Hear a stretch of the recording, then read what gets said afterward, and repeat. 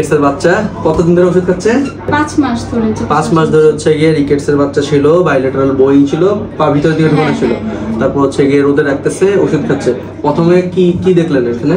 প্রায় 6 ইঞ্চির মতো ফাঁকা ছিল। আর এই 6 ইঞ্চির মতো ফাঁকা ছিল কোথায়? এই জায়গাটার মাঝখানে। হ্যাঁ, দেখি এখন ফাঁকা কমে আসছে। দেখি সোজা করে দাও।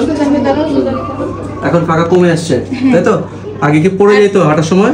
হ্যাঁ হ্যাঁ, অনেক সময় পড়ে যেত। আর এই দুই জায়গাটা একদম গোল দেখা যেত, কিন্তু জুতা পরানোর পর থেকে চেপে আসছে। বোয়িং যেটাকে আমরা বলি রিকেটস হয়, পা দুটো ভিতরের দিকে ঢুকে যায়। হ্যাঁ, এবং হাঁটতে হাঁটতে যে পড়ে যেত আগে। এখন আলহামদুলিল্লাহ 5 মাসে অনেকটা গ্যাপ কমে আসছে। আর জুতা কোনটা পড়তেছিল দেখি? জুতা পড়তেছে রেগুলার। ঠিক আছে। বাসা কোথায়? শাহজাদপুর।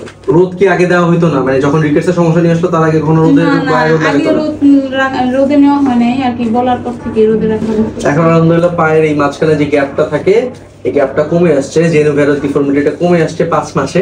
আর ইনশাআল্লাহ ইমপ্রুভ করবে। আর একটা কোশ্চেন থাকে যে রিকেটসের বাচ্চাদের কতদিন লাগে পাটা পুরোপুরি সোজা হতে?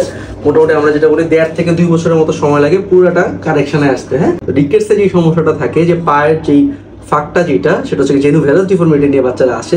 অনেকের হচ্ছে পিজন শেপ চেস্ট হয়, বুকের পাঁজরটা ভিতরের দিকে ডেবে যায়, অনেকে হাতে প্রবলেম থাকে।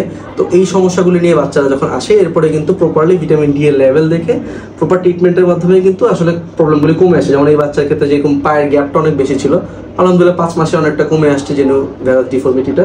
ইনশাল্লাহ আরো ইমপ্রুভ করবে, কিন্তু রেগুলার রোদে রাখতে হবে। আর হচ্ছে গিয়ে যে ওষুধ দিচ্ছি সেগুলি চলবে, সাথে হচ্ছে গিয়ে সাপোর্ট হিসেবে যে জুতা, সেই জুতা ব্যবহার করবে।